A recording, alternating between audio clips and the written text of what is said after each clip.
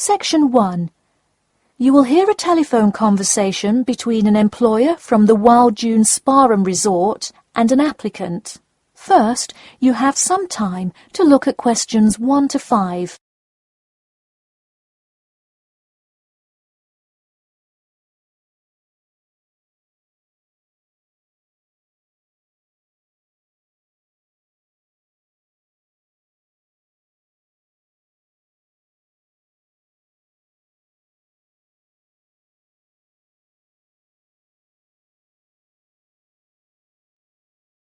You will see that there is an example which has been done for you. On this occasion only, the conversation relating to this will be played first. Hello, is this John Murphy? Hi, yes it is.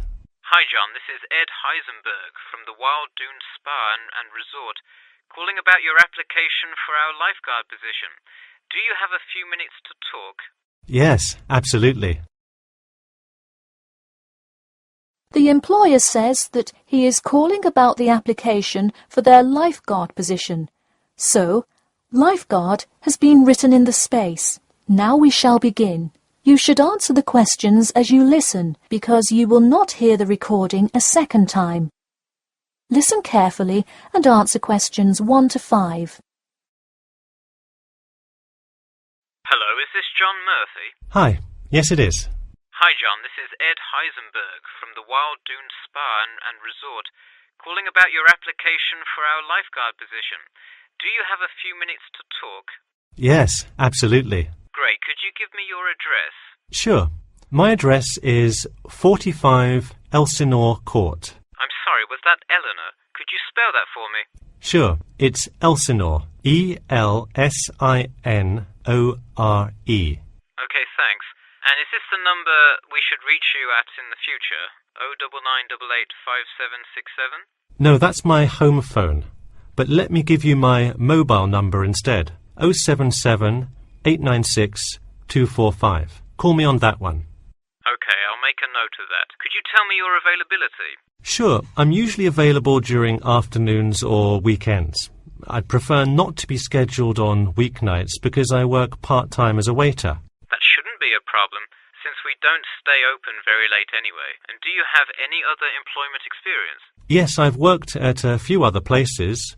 I was the baseball coach at Richmond High School last season. I see. And do you have any other experience that you would like us to note on your application? Yes. Last year I worked at the beach as a rescue diver. Rescue diver? That sounds intense. Well, it's really just like being a lifeguard, except in the ocean instead of pool. So kind of like being a lifeguard at the world's largest pool. I see. Before you hear the rest of the conversation, you have some time to look at questions 6 to 10.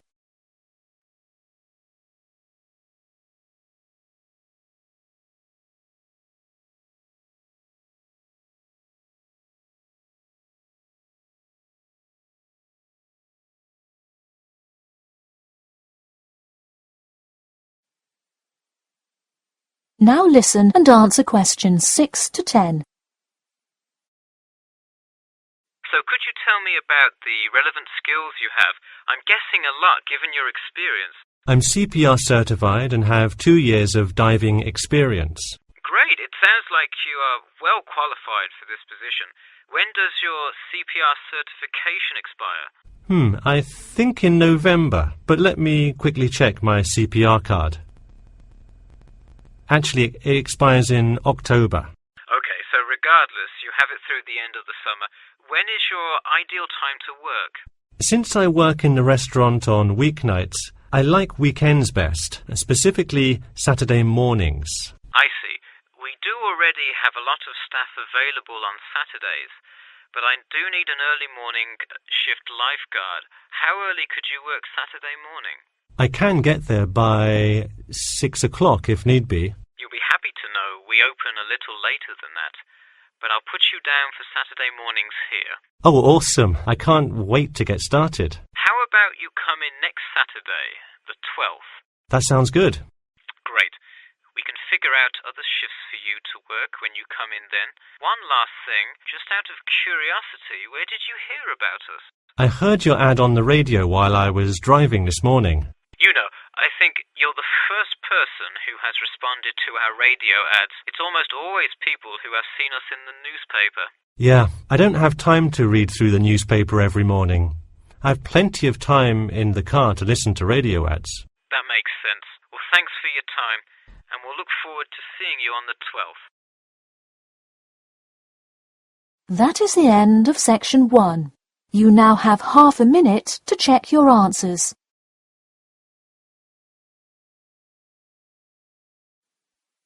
Section 2. You'll hear part of a free class about safety around campus. First, you have some time to look at questions 11 to 14.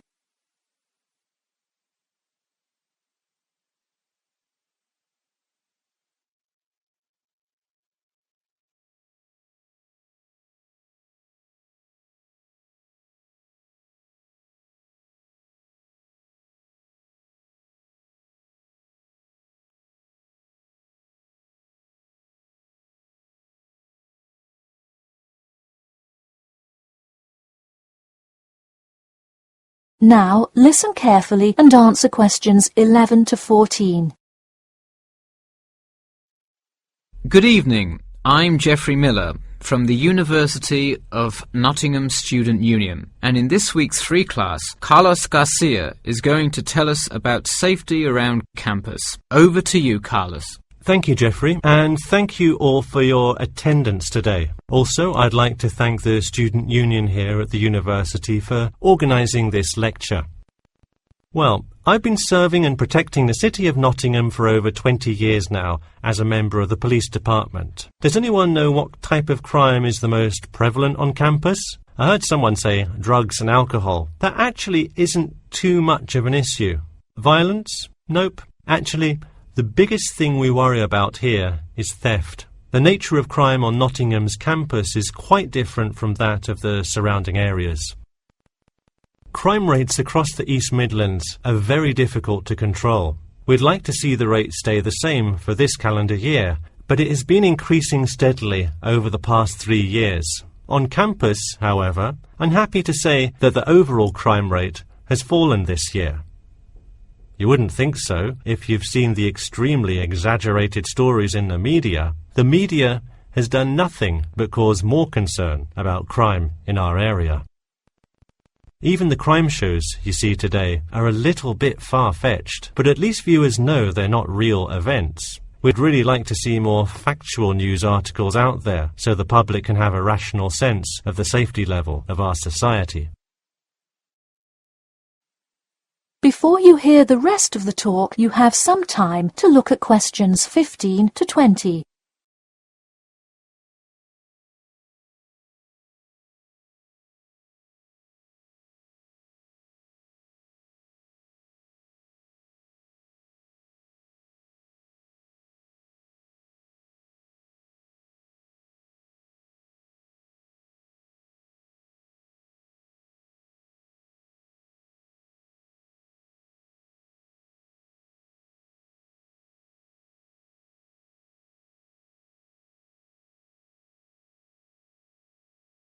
Now listen and answer questions 15 to 20.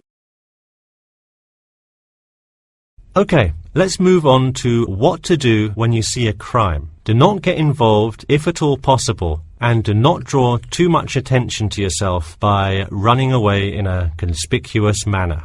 Though most likely, and hopefully, you will not have to experience this situation, if you are being mugged, please do not try to resist. Instead, be compliant and seek help after the incident. Like I said, though, it is highly unlikely that you will find yourself amidst a crime, but it is important to be prepared should it ever happen. We find that educating students and staff on the correct precautions to take is the best way to increase your safety. Just remember to be smart when you're out late at night and avoid any area or person that looks suspicious. I know it sounds obvious, but I cannot stress this enough. It's also not a bad idea to have your mobile phone with you at all times. But be careful. If you're chatting on your smartphone on your way home, you're a prime target for thieves. I'd like to see a show of hands. How many people have left work or the library after 10 p.m. to go home before?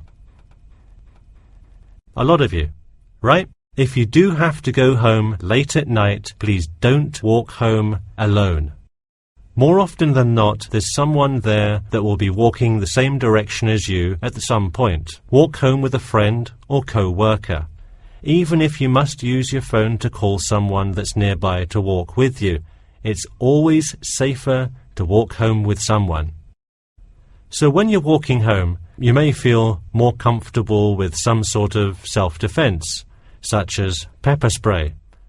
Now, it's your call whether you want to carry something like this or not.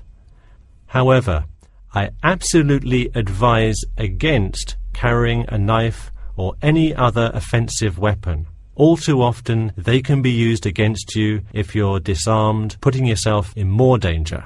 For all those interested, the Recreation Centre offers a free self-defense class to all students every Thursday evening. While obviously an introductory self-defense class may not equip you to fight off villains like a regular superhero, it does come in handy sometimes. After taking a self-defense class, you'll surely be more aware of possible dangers and how to deal with them. So hopefully now you have a more complete understanding of the nature of crimes committed on your campus and how to avoid being a victim. I know most students at the University of Nottingham are not the criminal types, but remember that there is no barrier like a wall or something keeping non-students out. There's no army force securing the borders, and I doubt anyone wants it that way. The campus is generally a safe place, but it's not immune to small crimes once in a while. All right, that's all I have to say for today. Stay safe. That is the end of section 2. You now have half a minute to check your answers.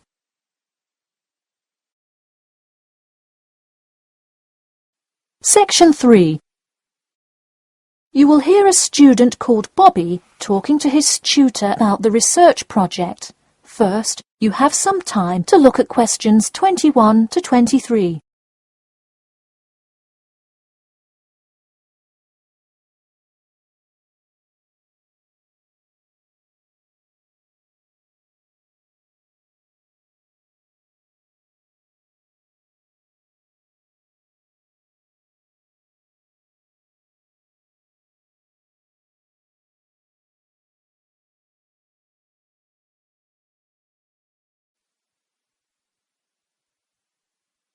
Now, listen carefully and answer questions 21 to 23. Hi, Bobby. Go ahead and sit down. Tell me about your research project. Well, I decided to research football and keys for success on a football team. That sounds great. What are the guidelines for the test? Did the teacher talk to you about it in class? No, everything is on a handout that was passed out. It says that the first draft is due at the end of next week and the second and third are due later on in the month. I don't understand why we have to keep revising and fixing it. Is this assignment really that important? Well, this project is a major requirement for passing 11th grade English and will go on your permanent record. Oh, really? Does that mean it will affect what English level I am placed in next year? Well, not exactly. You need a good grade to move on, but it is your overall grade and teacher recommendation that determines what level of English you are placed in next year. Anyway, tell me about your topic choice. Do you play football? Well, actually, it's because my father loves the sport. He watches it every weekend. Cool. It's a good idea to report on something you're interested in. Before you hear the rest of the talk, you have some time to look at questions 24 to 30.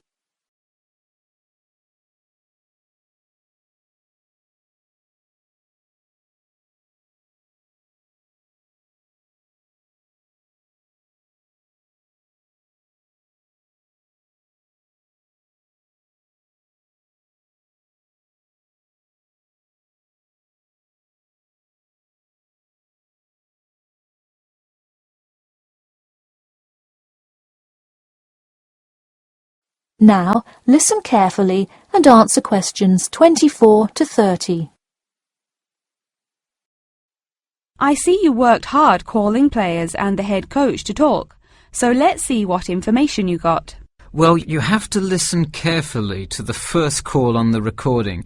It's really hard to hear because the background noise is louder than the person's voice. Yes, it is a bit tough to discern. I'm afraid the player's answer is too short as well.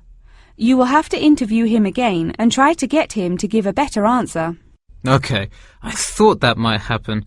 I will call him again tomorrow. Moving on, let's look back at this question. You asked, "Tell me about a time when you learned a major life lesson through playing football and explain how that has shaped the person and player you have become now, and how you hope to pass on that lesson." It is a great idea for a question, but in an oral interview it is far too complex. I would advise you to break it up into multiple parts to get a better response. I guess you're right. I wouldn't want to have to provide an answer to a question like that. I will simplify it. I found that when I asked players this question, it took too much time because they were struggling to answer the question completely. In fact, this is the question Joe Billings was answering when the tape ran out. He did tend to ramble on all the questions, didn't he? He sure did. I would recommend that when you go back and interview players again, that you use a more sophisticated recording device. This recording is spotty, which indicates that the equipment wasn't working consistently. Okay, I guess it probably wasn't the best idea to use the sound recorder on my phone. Hey, could you give me some feedback on the content of the report itself? Sure. Let's start by focusing on your topic. While I like that you chose to cover football, it seems inexplicit. The keys for success of a player and team is quite an interesting topic, but what is your thesis? That is to say, what conclusions can you draw from your research? I would suggest coming up with a strong thesis statement and then shaping your report based on that. Is it really too vague? I put a whole lot of facts into it. I list the top 10 goal scorers in football history and later on provide statistics for a few of the most famous coaches and their records as coaches. I think that's great that you included these facts, but I think you focus too much on the facts and not enough on connecting these facts to make your point. Ah, I see. Okay. So it looks like I have quite a bit of work to do before the deadline. That is the end of section 3. You now have half a minute to check your answers.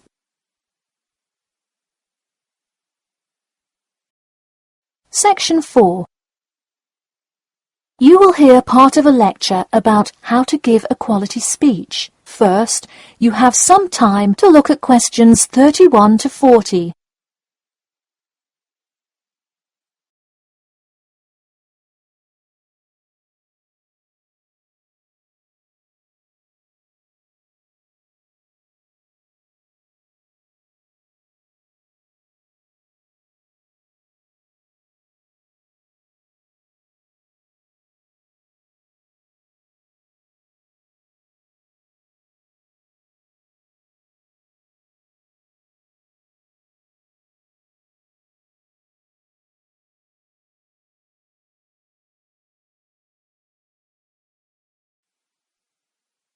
Now listen carefully and answer questions 31 to 40.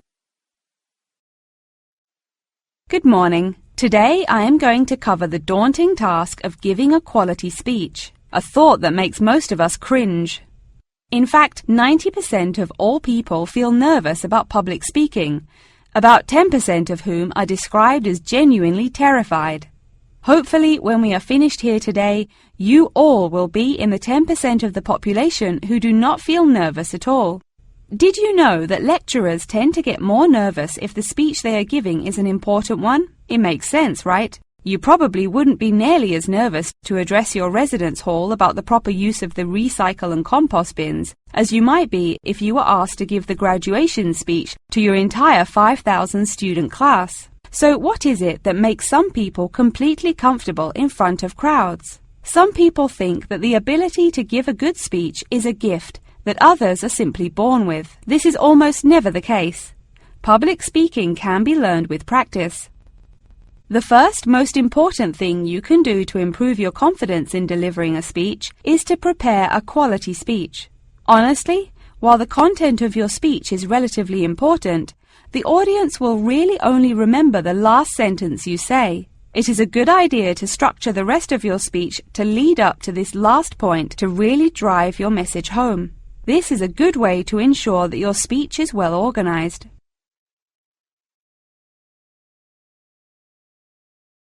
Once you are confident in the quality of the speech you have written, the rest is just about your stage presence. Let's go through some do's and don'ts of public speaking. First, you want to command the attention of the room. Do not, I repeat, do not proceed with your speech until the audience is paying attention. Even Martin Luther King Jr.'s I Have a Dream speech wouldn't have made any difference in the world without the undivided attention of his audience. To continue with the I Have a Dream example, one of the reasons that MLK was such an effective orator was his ability to speak with passion and engage with his audience. That sort of charisma does not come from reading straight from paper. Don't get me wrong, it is a good idea to write your main ideas down on a note card, sheet of paper or something. But one factor that will consistently lead to a boring, forgettable speech is writing down your entire speech. Do not write your full speech down. If you are constantly reading your paper, you are not making eye contact with your audience, and thus failing to really express the feeling that goes with your ideas. I advise you write 1 or 2 ideas, so if you suddenly draw a blank, you have something to jog your memory. If you've written a good speech that you believe in, those ideas should be sufficient to keep you on track. Once you have those ideas written down, give your speech a few practice runs in front of the mirror, into your sound recorder on your phone, or with a friend before it comes time to address a crowd. That way, you can hear how the ideas come across, make sure there are no abrupt transitions, and find out whether you are talking too fast or too slow. Timing is important. Make sure you time yourself beforehand to see how long your speech is. That is pretty much it. With practice, you'll be able to deliver an expert speech that engages and even maybe inspires your audience. Just remember, speak with emotion. No one wants to listen to someone reading from a script. As I come to a close in my speech, I'll point out that I have employed all of these tips that I have covered. I practiced my speech ahead of time and timed it, and I can even show you my one small index card with just 3 simple bullets on it. It's as easy as that. That is the end of section 4. You now have half a minute to check your answers.